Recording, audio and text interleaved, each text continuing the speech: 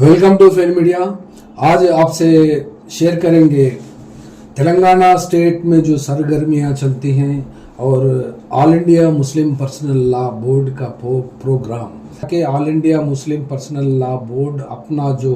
एक शेड्यूल्ड और एक प्रोग्राम जो ऑलरेडी प्रेस को और मीडिया को रिलीज किया था और उस हिसाब से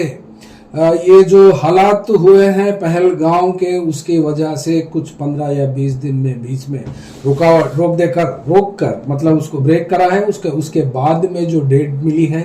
ये जो all India Muslim personal law board को वरंगल में इस मीटिंग को फ्रंट लाइन में रहकर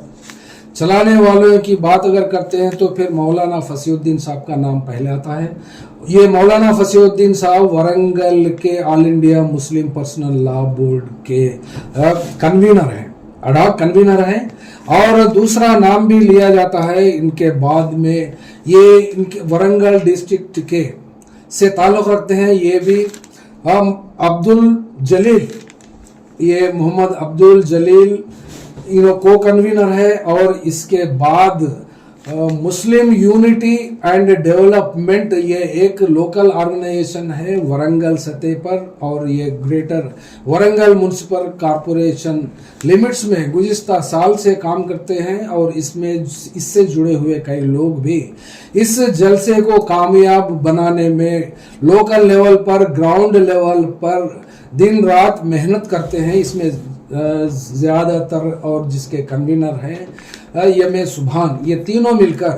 स्टेट से जो आने वाले हैं वो आने वाले लोगों को और नेशनल सतह पे जो आने वाले हैं चीफ गेस्ट्स, वो लोगों की लिस्ट तो मैं बाद में बताऊंगा ही। लेकिन इससे पहले तेलंगाना का हाल अगर देखते हैं या फिर तेलंगाना में मीटिंगों की सरगर्मियां होने की वजह भी एक है, यानी छत्तीसगढ़ के बीजापुर या दंतेवाड़ा या फिर ऑपरेशन कगार के हिसाब से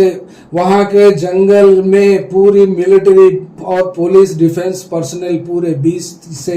30 हजार लोगों तक उस जंगल को घेर रखा है। और जिसमें माओइस्टों का खात्मा करने के लिए जो अमित शाह अपडेट अपने ट्विटर हैंडल से करते हैं और उन लोगों का खात्मा करने का डेट भी डिक्लेयर कर चुके हैं। वो 1 साल से हर रोज जो एनकाउंटर या फर्जी हो या फिर असली हो उसके नाम पे जो आंकड़े आते हैं रोज रोज, उसके ऊपर सिक्योरिटी फोर्सेस को उन्होंने बधाई देते हैं। यहाँ पर एक बात भी साफ आती है, नरेंद्र मोदी और अमित शाह की सरकार क्या पाकिस्तान से डायलॉग को एंगेज कर सकते हैं, लेकिन इस भारत की औलाद और धरती के पुत्र जो माओइस्ट बने हैं, किन हालात से और क्यों बने हैं और क्यों हथियार उठाए हैं और क्यों जंगलों में अपना बसेरा बनाकर अपनी जवानी, अपनी पढ़ाई, अपनी फैमिली को सैक्रिफाइस करके अपनी जिंदगी गुजार रहे हैं। और 60 साल 65 साल के उम्र में किसी को घुटनों का दर्द तो किसी को लिवर का प्रॉब्लम, किसी को हार्ट का प्रॉब्लम है, ऐसे बीमारियों में भी वो लोग के ऊपर ह्यूमैनिटी नहीं बताकर, ह्यूमैनिटी ग्राउंड्स को नहीं देखकर सिक्योरिटी फोर्सेस ने उन लोगों को एनकाउंटर कर रहे हैं। और इस साल 2025 से लेकर अब तक जो आज 17 तक सौओं के लोगों को एनकाउंटर में मार देते हैं और खत्म कर देते हैं। और आइंदा साल आने वाले मार्च 31 तक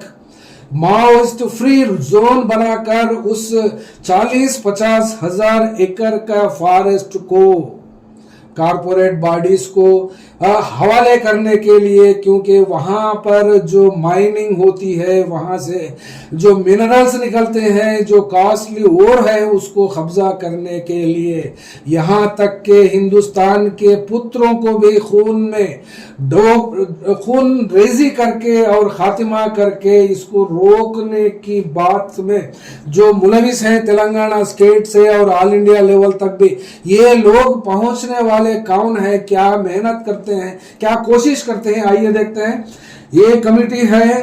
piece dialogue committee. Peace dialogue committee का मतलब है माओइस्ट पार्टी के सेंट्रल और स्टेट के लोग जो छत्तीसगढ़ में है या फिर माओइस्ट पार्टी से डायलॉग में एंगेज होने के लिए गवर्नमेंट ऑफ इंडिया और छत्तीसगढ़ की सरकार के ऊपर दबाव डालना और वो लोग को अपनी अपील करना और वो लोग को मनवाना माओइस्टों से डायलॉग में एंगेज होकर उस डायलॉग को मीडिएट करना और मीडिएशन करना और अमन और शांति को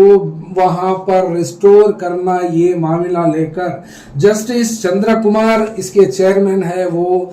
दौरे कर रहे हैं और इसी दौरे का मामलात से स्टेट में जहां प्रोग्राम भी होता है तो उनका एक ही है, गवर्नमेंट ऑफ इंडिया जो मोदी सरकार और अमित शाह चलाते हैं और छत्तीसगढ़ में भी बीजेपी सरकार है, उसको वो लोगों को माओइस्ट की सेंट्रल कमेटी के तरफ से जो अभय नाम का एक स्टेटमेंट रिलीज हुआ है ताकि वो लोग हथियार को कुछ दिन तक यूज नहीं करना, सीज फायर करने के लिए वो लोग 3 महीने तक तैयार हैं और उस 3 महीने तक गवर्नमेंट से भी वो लोग अपील करते हैं और पूरे हिंदुस्तान के अवाम को और डेमोक्रेटिक और सेक्युलर फोर्सेस को जो तंजीमें डेमोक्रेसी में, इंडियन कॉन्स्टिट्यूशन में और अवाम में भरोसा रखते हैं, वैसे लोगों से वो लोग अपील ये करते हैं कि गवर्नमेंट ऑफ इंडिया और छत्तीसगढ़ की सरकारों को सीज फायर को इंप्लीमेंट करें और नेगोशिएट करें माओइस्ट पार्टी से ताकि वो लोग भी सीज फायर के लिए 3 महीने तक का विराम अपने तरफ से जो प्रकट किए हैं अपने लेटर में, यानी प्रेस को जो रिलीज किया है सेंट्रल कमेटी जो माओइस्ट पार्टी से जानी जाती है जो 16 स्टेटों में इंडिया में है और वो लोग जो कर्रेगुट्टा एरिया में रहने की वजह से जो कर्रेगुट्टा के आसपास में 20 से 25 लोग घेर कर गुज़िश्ता अप्रैल की 22 तारीख से लेकर आज तक भी वो लोग वहां से फोर्सेस नहीं हटी, पूरे का पूरा पहाड़ को घेर रखा है और पहाड़ में जितने भी रहने के लायक मुकाम थे वो उसके सब पे कब्जा कर दिया है और कब्जा करके झंडा गाड़ दिया और उस कर्रे गुट्टा को कंप्लीटली अपने कंट्रोल में ले लिया और वो कर्रे गुट्टा ऑपरेशन कगार में एक हिस्सा है और माओइस्ट पार्टी अपने तरीके से जो प्रेस स्टेटमेंट अभय के नाम पे इशू किया था वो लोग डायलॉग एंगेज करने के लिए तैयार है, लेकिन गवर्नमेंट ऑफ इंडिया और छत्तीसगढ़ सरकार नहीं मान रही है। क्या ये पाकिस्तान से भी गए गुजरे लोग हैं? यहाँ तेलंगाना सोसाइटी में ऐसे सवाल ये जो पीस डायलॉग कमेटी करती है ये एक ही नहीं और ऐसी ही कमेटी भारत बचाओ के नाम से कई सालों से भी तेलंगाना के डिस्ट्रिक्टों में और इंडिया सतह पर भी ये लोग ने जाकर भारत बचाओ, संविधान बचाओ और आवाम को बचाओ ऐसी बात लेकर जो एंटी पीपुल लॉस को जो इस मोदी सरकार ने बनाया था, एक्सेप्ट मोदी सरकार को छोड़कर और बीजेपी पार्टी को छोड़कर पूरे पार्टियों को लेकर पूरे पार्टियों को मिलकर ये भारत बचाओ ये एक तंजीम डॉक्टर MF गोपीनाथ के तरफ से उनके साथ डेलीगेशन बनकर कांग्रेस पार्टी के प्रेसिडेंट मल्लिकार्जुन खड़गे से भी मुलाकात की और राहुल गांधी से भी मुलाकात करने की कोशिश कर रहे हैं और इनका डेलीगेशन गुज़िश्ता 10 दिन पहले ही दिल्ली पहुंचकर वहां के पूरे पार्टियों को वो लोग ने अपना एक रिप्रेजेंटेशन दिया है, ऐसी बात कहने को मिलती है। ये भी एक ऑर्गेनाइजेशन है और दूसरी बात ये तीसरा ऑर्गेनाइजेशन होता है, ये तीसरा ऑर्गेनाइजेशन भी अपने अपने तरीके से अपने हिसाब से ये लोग काम करते हैं और इसका नाम तेलुगु में तो बता सकते हैं पूर्व विप्लव विद्यार्थी वेदिका। यानी पूर्व विप्लव विद्यार्थी वेदिका में जो लोग इससे पहले रिवोल्यूशनरी ऑर्गेनाइजेशंस, जो स्टूडेंट रिवोल्यूशनरी ऑर्गेनाइजेशंस थे उस वक्त, यानी CPIML पीपुल्स वार के नाम से जिस वक्त तक, जब तक तेलंगाना और आंध्र प्रदेश में और गुज़िश्ता इंडिया के स्टेटों में काम करी थी, उस नाम के हद तक जो लोग काम किया था वो लोग बैंड पार्टी है। और CPI माओइस्ट का जो एर्स्टवाइल पुराना जो नाम था वो नाम इस वक्त यूज भी नहीं कर सकते, वो इसलिए कि वो पार्टी ने अपने तंजीम का नाम बदलकर CPI माओइस्ट लगा दिया है। और माओइस्ट के नाम से तो काम नहीं कर सकते कानून के हिसाब से, क्योंकि वो एक बैंड पार्टी है। UAPA के हिसाब से उस पार्टी को बैन करने की वजह से ये एनकाउंटरों का सिलसिला जारी है 2004 से लेकर आज तक भी। ये सिलसिलों में कितने हजार लोग मरे हैं और कितने लोगों की हत्याएं हुई हैं और कितने सिक्योरिटी फोर्सेस भी इसमें मरे हैं। खैर वो आंकड़ा तो हम बाद में बताएंगे जरूर। ऑलरेडी हमारे पुराने वीडियोस में भी ये आंकड़े, आप पुराने हमारे वीडियोस को देख सकते हैं। ये लोग की भी मीटिंग जून 1 2025 ये साल, यानी नेक्स्ट 1 के दिन हैदराबाद में ये लोग की भी एक मीटिंग मुनक़िद की जा रही है। और वो लोग का मामला देखते हैं तो फिर उसके कन्वीनर मंत्र मूर्ति ये घर का नाम है और उनका ओरिजिनल सही नाम सांब मूर्ति, यानी मंत्र मूर्ति सांब मूर्ति के नाम से आप देख सकते हैं। और इन्होंने ये जो ऑर्गेनाइजेशन एक्स रिवोल्यूशनरी स्टूडेंट्स, एक मानो में इसको फोरम बोल सकते हैं या फिर कुछ भी कह सकते हैं, लेकिन इसका टाइटल तो तेलुगु में पूर्व विप्लव विद्यार्थुला वेदिका के नाम से जाने जाते हैं। और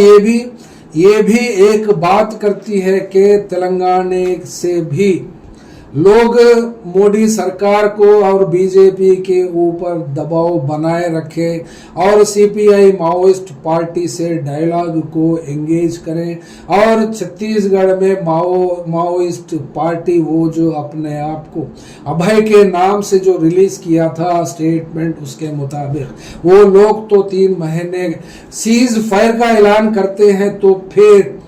बीजेपी सरकार, मोदी सरकार और छत्तीसगढ़ की सरकार वो जब विराम की बात करते हैं तो फिर ये लोग एनकाउंटर्स क्यों करते हैं?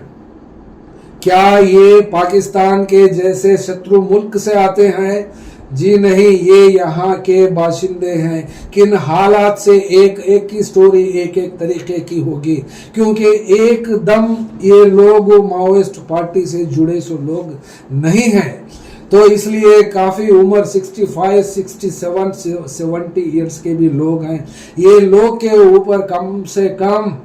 ह्यूमैनिटेरियन ग्राउंड्स पे भी पुलिस और डिफेंस फोर्सेस जो भी कोम्बिंग करते हैं ऑपरेशन कगार में, वो लोग को कम से कम बेमेरसी नहीं बताते हैं। और 70 साल के जो पलंग में पड़ के रहते हैं और वैसे लोग को भी एनकाउंटर में ख़त्म कर देते हैं। और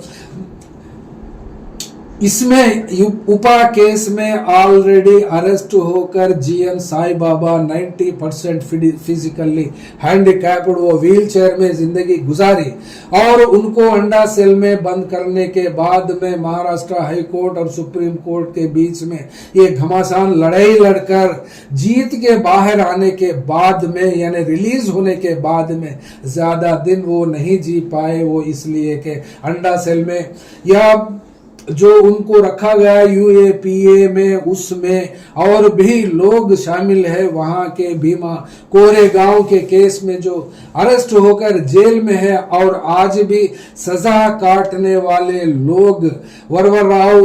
का नाम भी शायद आप जानते होंगे, ये रिवोल्यूशनरी राइटर्स एसोसिएशन के फाउंडिंग मेंबर्स में से एक हैं और इनकी उम्र 85-88 उम्र अंदाजा हो सकता है। और ये उपा केस में अभी भी जेल में बंद है और ये उपा केस में महाराष्ट्र हाई कोर्ट ने उनको बेल देने के बाद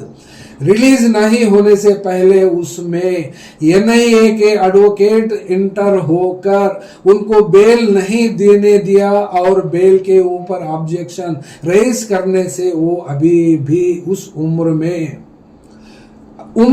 में जेल की सजा काट रहे हैं। हालांकि जेल में बंद ये कन्विक्ट नहीं हुए, ये अंडर ट्रायल है। ये अंडर ट्रायल से पहले एक और भी किस्सा जाना जाता है। स्टैन स्वामी उनको पानी पीने के लिए ये स्ट्रॉ देने की अपील की थी जेल के ऑफिसर्स ने, लेकिन वो उस स्टैन स्वामी को ये स्ट्रॉ भी नहीं दिया उस सरकार ने और उसके जेलरों ने, तो उनकी मौत वही जेल में हो गई। ये भीमा कोरे गांव के केस में, खासकर उपा के केस में, UAPA इसको बोल सकते हैं, आप देख सकते हैं, अनलॉफुल एक्टिविटीज प्रिवेंशन एक्ट। ये कई साल पहले बना चुका था, लेकिन इसको लाकर जो आवाज मोदी सरकार के खिलाफ उठाते हैं वैसे लोगों के ऊपर ये उपा केस चलाते हैं। तो फिर ये बात सीधे साधे तरीके से बोलते हैं तो तेलंगाना की सरगर्मियां ये है, और ये लोग के साथ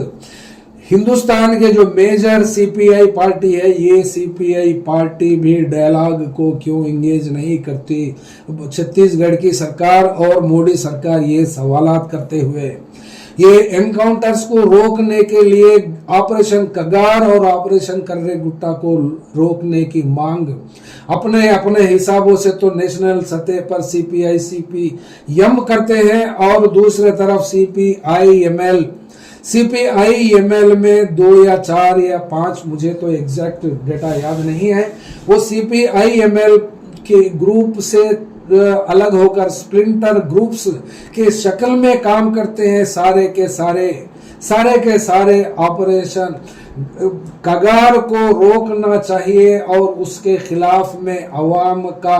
मन बनाते हुए, एजुकेट करते हुए हर मुकामात मुख्तलिफ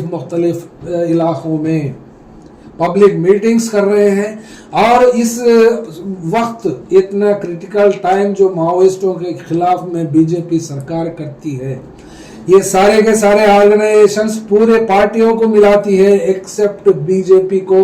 और आरएसएस से जुड़े हुए लोगों के खिलाफ में ये पूरे लोग लड़ते हैं। तो फिर आइए अब देखते हैं।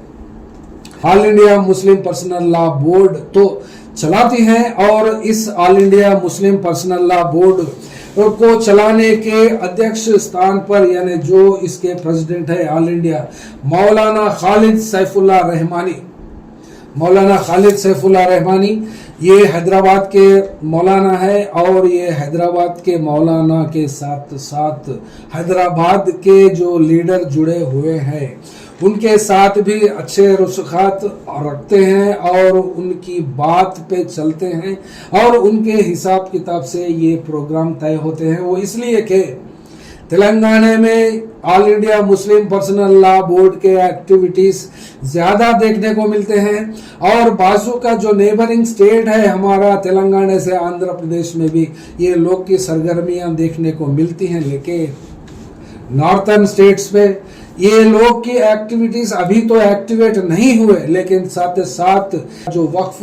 अमेंडमेंट एक्ट के खिलाफ में जो पब्लिक मीटिंग करते हैं, इस पब्लिक मीटिंग में कौन कौन शिरकत कर रहे हैं नेशनल सतह से और स्टेट के लेवल से, और इसमें कौन से पार्टियां और कौन से जमातें इस मीटिंग को ऑर्गेनाइज करते हैं। और इसमें मैं शुरू से चीफ गेस्ट है नेशनल सतह पे पॉलिटिकल पार्टी से लेकर वो लोग के नाम है तो यहाँ पर पढ़ता हूँ। फर्स्ट कम फर्स्ट में आता है, जो अभी तक की रिपोर्ट के अनुसार हाजिर होने के लिए अपना कंसेंट ये जो ऑर्गेनाइजर्स है, ये ऑर्गेनाइजर्स को देने की वजह से ये लोगों ने एक लंबी चौड़ी लिस्ट रिलीज की है। उस लंबी चौड़ी लिस्ट में जो नामे दिए गए हैं, काश उतने लंबे चौड़े जितना नाम अपने दिए हैं उतने कारकर्दगी अगर करते होते अपनी जिंदगी में तो फिर वक्फ बिल आने की और ये वक्फ बिल को लाने की हिम्मत बीजेपी सरकार नहीं कर पाती। ये बात हम डंके की चोट पे कहते हैं और किसी की सूरत और किसी का भी नहीं देखकर ये बात बताते हैं। तो उम्मीद रखते हैं all India Muslim personal law board जैसा हमारे वरंगल डिस्ट्रिक्ट में ये मीटिंग करती है और ये मीटिंग में आने वाले हजरात जो मीटिंग में शामिल होने वाले हैं वो मीटिंग में शामिल होने वालों की तादाद भी कम से कम 15,000 तो होंगे ही होंगे किसी भी सूरत में, ये वरंगल के पॉपुलेशन के हिसाब से। और वरंगल के इससे पहले के जो मीटिंग्स करते हुए हैं वरंगल लेवल तक मुसलमान इश्यू पर, मुस्लिम इश्यूज पर ही बात जो करे हैं। वैसे तो वरंगल के लोग को शेर शायरी में जितनी दिलचस्पी है ना ही कौम के इश्यूज पर और ना ही नेशनल सतह पर इश्यूज रखते हैं, तो फिर अगर रखे हैं तो फिर all India Muslim personal law board ही रखा है और ये all India Muslim personal law board में भी वरंगल के लोग बढ़ चढ़कर हिस्सा ले रहे हैं और इतनी तादाद आने का तो दावा करते हैं, लेकिन ये कहां तक सक्सेस होता है, कहां तक नहीं हो पाता। कितने फील्ड्स होते हैं एक मीटिंग करने के लिए, तो फिर ये लोग यानी खासकर जो मीटिंग को वरंगल के सतह पर इस चैप्टर को Warangal chapter all India Muslim personal law board को चलाने में मौलाना फसीउद्दीन कासमी साहब जो कन्वीनर है उनको तो किसी भी सूरत में करना ही पड़ता है और मोहम्मद अब्दुल जलील ये को कन्वीनर है वरंगल चैप्टर के और तीसरा नाम भी है एम.ए. सुभान। ये एम.ए. सुभान Muslim unity and development movement के तरफ से काम करते हैं।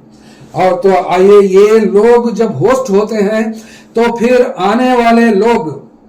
या फिर लोकल में रहने वाले लोग कौन होते हैं, तो इसमें खास कर जितने लोग भी नाम ले सकते हैं, लेकिन उतने नाम लेने के लिए ये आपसे बात लंबी चौड़ी होती है, इसलिए नहीं लेकर सिर्फ और सिर्फ एक ही नाम लेते हैं जो हजरत सैयद शाह हैदर हिलालुद्दीन खादरी, इनको नवीद बाबा के नाम से जाने जाते हैं और ये नवीद बाबा उर्स करीमबाद एरिया में एक दरगाह के सज्जादा नशीन भी है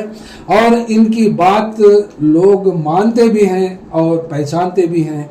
और उनके भी सर्विसेज मुसलमानों को कुछ हद तक यादगार रह गए हैं और रह जाते भी हैं। इंशाल्लाह वो दुआ भी तो है उनके साथ सबके जैसा ही। तो फिर आइए देखते हैं फर्स्ट चंद्रशेखर आजाद समाज पार्टी ये ब्लू पहनकर मुझसे बड़े मुझ होते हैं और ये यूपी से वहां की बीजेपी सरकार से लड़ने में आगे दिखते हैं और कई साल जेलों में भी बंद थे और इनके ऊपर कई मुकदमे भी चले, लेकिन बावजूद इसके इन्होंने दलित काज को यानी खासकर एसटीज के काज को, एसटीज का जो नाम है शुरू में जो उत्तर प्रदेश, बिहार, मध्य प्रदेश ऐसे स्टेटों में इस दलितों पर जो अट्रॉसिटीज होते हैं उसका तो आंकड़ा नेशनल सतह पर है ही जरूर, लेकिन इनका नाम भी वैसी उसी तरह लिया जाता है, दलित सर्किलों में हो या फिर उत्तर प्रदेश के मुस्लिम सर्किल में भी हो, तो फिर इसीलिए उनको यहाँ पर दावत दी गई है आजाद समाज पार्टी का तरफ से। सेकंड नाम आता है प्रोफेसर मनोज झा। ये मनोज झा के तकरीरें राज्यसभा में और देखने को बड़े अंदाज से अपना इंटेलेक्चुअलिटी हाई प्रोफाइल लेवल के हैं और इंटेलेक्चुअल सब्जेक्ट्स और टॉपिक्स भी बहुत चुनिंदे होते हैं। बीजेपी सरकार को धोने में कोई कोशिश नहीं छोड़ती, जो मौका देते हैं वो मौके का भरपूर इस्तेमाल करते हैं। और तीसरा नाम तो आप सब जानते हैं और कुछ लोग इनके खिलाफ भी होते हैं और इनके फेवर भी होते हैं, वो इसलिए कि the most controversial Muslim leader from Hyderabad. इसीलिए कहता हूं कि जितने दोस्त होते हैं तो समझिए उतने दुश्मन भी होते हैं। और जितने दुश्मन होते हैं उतने दोस्त भी होते हैं। शायद इन्होंने अपने ऑरेटरी स्किल्स से हो या फिर अपनी मजलिस पार्टी के पॉलिसीज को अपने एक प्रेसिडेंट की हैसियत से जो पेश करते हैं उसके ऊपर तो कोई दो राय नहीं होती, लेकिन इनको माना ये जाता है किसी भी तरफ से, ये बीजेपी के एजेंट हो या फिर बीजेपी के बी टीम हो या फिर बीजेपी ही हो, इनके हालात से, इनके कारोबार से और इनके कैरेक्टर से किसी को कोई इख्तिलाफ नहीं हो सकता। वो इसलिए के ये हिंदुस्तान के मुसलमान के नुमाइंदा नहीं हो सकते और ये मुसलमानों के नुमाइंदा हरगिज नहीं मान सकते कोई भी। वो इसलिए कि ये हमारी बात नहीं है, ये हम अपने तरफ से नहीं कह रहे हैं। जो पार्लियामेंट में हर पार्टी से जो इलेक्ट हुए 24 एमपी में से ये एक हैं और ये 24 एमपी की बात अगर करते हैं तो फिर कांग्रेस पार्टी का नाम 7 एमपी को जिताया और उसके बाद में ममता बनर्जी की पार्टी आती है और उसके बाद समाजवादी पार्टी आती है और उसके बाद IUML भी आता है केरला के मुस्लिमों का, और यहाँ तक के कश्मीर से 2 मुसलमान एमपी आते हैं। बात मुसलमान के मुद्दे पर बात कर रहे हैं तो फिर मुसलमान के लीडरशिप चाहे जाने पहचाने हो या फिर अपना पसंदीदा हो या फिर अपना फेवरेट हो, लीडर हो या बोल हो या चाल हो, एक साइंटिफिक एनालिसिस जब करते हैं तो क्या बोलता है वो ही नहीं देखते, क्या करता है वो भी देखते हैं। करने में और कहने में करने में जो फर्क होता है वो लीडर कैसा होता है, आइए देखते हैं। ये 24 एमपी में से असदुद्दीन ओवैसी एक हैदराबाद के एमपी हैं, सिर्फ और सिर्फ हैदराबाद के एमपी हैं। उस हद तक हैदराबाद के वोटर मान सकते हैं और इनको चाहने वाले कई हजार 2000 या 500 लोग जितने भी इनके फेवर में रहते हैं, रहने दो, उनसे कोई दिलचस्पी नहीं है और कोई दुश्मनी भी नहीं है, वैसे कोई दोस्ती भी नहीं है, क्योंकि इलेक्शन में कोई किसी का दोस्त नहीं होता। और इलेक्शन में पार्टिसिपेट करने के लिए क्या देखते हैं वो तो हिंदुस्तान सतह पर चाहे ऑल इंडिया और मजलिस इत्तेहादुल मुस्लिमीन कितने भी स्टेटों में और स्पाइल स्पोर्ट खेल बिगाड़ू काम करे भी तो उससे वहां के लोगों को कुछ फर्क नहीं पड़ा, चाहे बिहार हो, चाहे उत्तर प्रदेश हो, चाहे वेस्ट बंगाल हो या महाराष्ट्र हो या न्यू दिल्ली हो या फिर हमारे पीछे का जो साउथ इंडियन स्टेट है जो कर्नाटका है, उसी में भी क्या किया तो वहां के अवाम ने जो अपना मनपसंद लीडर होता है वो लोग को ही वोट देकर जिलाए हैं। तो फिर यहाँ पर बात हम इसलिए असदुद्दीन ओवैसी के ऊपर काम करना पड़ता है कि वो मुसलमानों के नुमाइंदा हर तरीके से भरपूर तरीके से नहीं है। अगर होते हैं तो उस वक्त बोलेंगे, वो इसलिए कि ऑल इंडिया मजलिस इत्तेहादुल मुस्लिमीन अगर असेंबली में हैदराबाद से हटकर जो 117 सीटें हैं, 117 सीटों में 10, 20, 25 जितने भी सीट्स अगर जीतती है तो उस वक्त जरूर हम उनका नाम लेते हैं और उनका नाम में भी हर चीज से जो अच्छा है सो अच्छा है, जो खराब है सो खराब है, हम बोलने में कोई कसर हम भी नहीं छोड़ते किसी भी तरीके से। तो फिर वो भी हैदराबाद के एमपी के हैसियत से। तेलंगाना सरकार की बात आती है तो फिर तेलंगाना सरकार के लोकल मिनिस्टर, तेलंगाना सरकार में जो मिनिस्टर है एंडोमेंट डिपार्टमेंट के, जिनका नाम है श्रीमती कोंडा सुरेखा, ये तेलंगाना स्टेट गवर्नमेंट में मिनिस्टर है और ये मिनिस्टर अपना भी बयान पेश करेंगे। तो फिर उसके बाद में आते हैं हनमकोंडे के सिटिंग एमएलए, यानी सिटिंग एमएलए। ये प्रोटोकॉल के हिसाब से हम बात कर रहे हैं। यहाँ ये जो पोस्टर हो या फिर पॉम्पलेट हो जो रिलीज किया है वो अपने अपने तरीके से अपने अपने अंदाज से पेश किया है, लेकिन इसमें कोई प्रोटोकॉल मेंटेन नहीं किया। तो फिर हम अपने हिसाब से और आपका वक्त ज्यादा ना लिए बगैर हम इसको शॉर्ट लिस्ट किया है, और जो खासकर जो बोलना होता है, जो सुनना होता है, जो जानना होता है, हमारी बात जो ऑल इंडिया सतह पर सुनते हैं, वो लोग के लिए शॉर्ट बनाकर ही देते हैं, लेकिन फिर भी लंबा होता है। और उसके बाद ये जो हनमकोंडा एमएलए से रिप्रेजेंट करते हैं, इनका नाम है नायने राजेंद्र रेड्डी, ये हनमकोंडा के एमएलए हैं। और इसके बाद में हिसाब से देखा गया तो हज कमेटी के चेयरमैन, इनका नाम बहुत लंबा है, बहुत लंबा लेने के लिए वक्त नहीं है, खुसरो पाशा के नाम से बता ही देता हूं। ये खाजीपेट के दरगाह शरीफ के सज्जादे हैं। और जो भी है, जितना भी है, जैसा भी है, कंट्रोवर्सी भी होती है, अच्छे भी होते हैं, बुरे भी होते हैं, लेकिन हम यहाँ पर लोकल के होने के नाते हर चीज जानते हैं, सब चीज भी जानते हैं, इसीलिए तो इसको शॉर्ट लिस्ट बनाकर हमने इसको पेश किया। और रही बात इसके बाद तो लोकल लीडर्स कितने हैं और कितने कल बात करेंगे, इसका अंदाजा भी तो नहीं है। वो इसलिए कि ये वरंगल चैप्टर के जो कन्वीनर है मौलाना फसीउद्दीन साहब से भी मैं इसकी जानकारी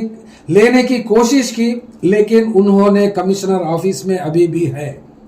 कमिश्नर ऑफिस में रहने की वजह, रिटर्न में कल जो होने जा रहा है इस्लामिया कॉलेज में इतनी बड़ी गैदरिंग को कमिश्नर ऑफिस यानी कमिश्नर ऑफ पुलिस के ऑफिस में है, रिटर्न ऑर्डर नहीं दिया गया है, उस ऑर्डर को वेटिंग में रखा गया है, और ये लोग भी वहां पर कमिश्नर ऑफिस हनमकोंडा में वेटिंग में है। तो अभी भी वो ऑर्डर हाथ को नहीं आया, यहाँ तक की बात बोल सकते हैं। और इसके बाद में कल जो एड्रेस करने वाले हैं जमातों के ताल्लुक से, यानी वरंगल के स्पीकर्स कौन रहेंगे, क्योंकि इससे पहले ही बताया कि सवो लोग इसमें इस जलसे को कामयाब बनाने के लिए जो मेहनत करते हैं, वो लोग को तो मौका दिया नहीं जाता, ये तो हर कोई जानता है। इसी तरीके से नहीं दे सकते हैं, कितने देते हैं वो कल ही पता चलेगा। और उसके बाद में हम जो वीडियो बनाएंगे उसके ऊपर डिटेल्स में आपके सामने फिर हाजिर होंगे। लेकिन यहाँ पर जमातों का नाम भी लिया जा रहा है, जमातों के नाम भी आप देख सकते हैं। इसमें पहला नाम ले सकते हैं, हमारे हिसाब से हम ले रहे हैं, वो ऑर्डर में तो हम घुस नहीं सकते और उसके ऊपर बात भी नहीं कर सकते, नहीं करना भी चाहते हम। जमीयतुल उलमा हिंद के तरफ से जो आ रहे हैं आप उनका नाम देख सकते हैं, और जमात अहले हदीस, ये जमात के भी ऑल इंडिया चैप्टर के हो या तेलंगाना और आंध्र प्रदेश के लेवल के स्टेट्स के इंचार्जेस जो भी है, प्रेसिडेंट हो या सेक्रेटरी हो, और जमात इस्लामी हिंद के जो आंध्र प्रदेश और तेलंगाना के हो या जो भी हो, जैसे भी हो, इस जमात से जुड़े हुए लोग भी आते हैं। और ऑल इंडिया शिया जमात को भी ये वक्फ के खिलाफ जो मुहिम चलती है, इसको लेकर ये लोग चलते हैं। और फिफ्थ नाम है इंडियन नेशनलिस्ट्स मूवमेंट, जिसको इनाम के नाम से कहा जाता है। इस इनाम ऑर्गेनाइजेशन 2018 में हैदराबाद में गांधी जयंती के दिन, यानी 30 जनवरी को जिस दिन गांधी महात्मा का कत्ल किया गया था, उस दिन ही इस इंडियन नेशनलिस्ट्स मूवमेंट को कायम किया गया था। और इस कायम करने में जो फाउंडिंग मेंबर्स हैं, उसमें से मैं अयूब मोहम्मद नेशनल कोऑर्डिनेटर के हैसियत से आज भी हूं। तो हमारा प्रेसिडेंट इसमें आएगा, यानी कुल जमातें 5 का नाम तो हम लिए हैं, कम से कम इसमें 15 जमातें तो हो ही सकती हैं। जितने लोग आते हैं तो उतना लोग चाहने वाले भी बढ़ते हैं और मजमुआ भी बढ़ता है। और इस तादाद को बढ़ाने में और बढ़ने से गवर्नमेंट इसके ऊपर अपनी जिद को जाहिर नहीं कर सकती, क्योंकि अवाम के खिलाफ, अवाम का जो मंशा होता है, अवाम की अपील, अवाम की दरखास्त को मुसलमानों ने इसमें भी अपनी कोशिश जारी रखी है। तो फिर आती है बात, इसमें सुप्रीम कोर्ट का जो पोस्टपोनमेंट जो हो रहा है, 5 तारीख को था इसकी सुनवाई। इससे पहले के जो ex chief justice of India justice Khanna साहब थे वो रिटायर्ड हो चुके हैं। इस महीने की 13 तारीख को 14 तारीख को BR गवाई साहब chief justice of India supreme court में, उन्होंने 14 तारीख के दिन अपना कार्यभार संभाला और 15 तारीख के दिन कल केस था, यानी वक्फ बोर्ड के ऊपर सुनवाई थी, लेकिन उन्होंने उस 15 तारीख को इसको पोस्टपोन करके और वो उस केस को रिप्रेजेंट करने वाले जो पिटिशनर्स हैं, वो 150 से ज्यादा पिटिशनर्स हैं, वो सबको सॉर्ट आउट करके या 10 पिटिशंस को अलाउ किया है और अलाउ करके जो परसों 15 तारीख के दिन अपने ऑर्डर में जो पोजीशन इससे पहले जो था, यानी by user, Waqf by user को डिस्टर्ब नहीं किया जाता और वक्फ बोर्ड्स में नॉन मुस्लिम को अलाउ नहीं होता, ऐसी ऑर्डर कही थी। इस ऑर्डर के दौरान उस वक्त के जस्टिस संजीव खन्ना ने एक सवाल उठाया था, क्या तिरुपति बालाजी स्वामी के बोर्ड में, यानी जो बोर्ड होता है एंडोमेंट डिपार्टमेंट का, क्या उसमें मुसलमान को रख सकते हैं? तो तुषार मेहता उसका जवाब उन्होंने नहीं दे पाया, तो इसीलिए उसका जो मामला है सुनवाई नेक्स्ट अगलाई 20 मई को फिक्स हुई है और 20 तारीख के जजमेंट में क्या फैसला मिलेगा और उसको इंतजार करते हुए फिर आपके साथ हाजिर होंगे। Thank you very much. Fair media में आपका स्वागत है। हमारे चैनल को सब्सक्राइब करें और हमारे वीडियो देखें। हर अपडेट के लिए घंटी आइकन चालू करें। हम वास्तविक और निष्पक्ष समाचार और राजनीतिक अपडेट प्रदान करते हैं।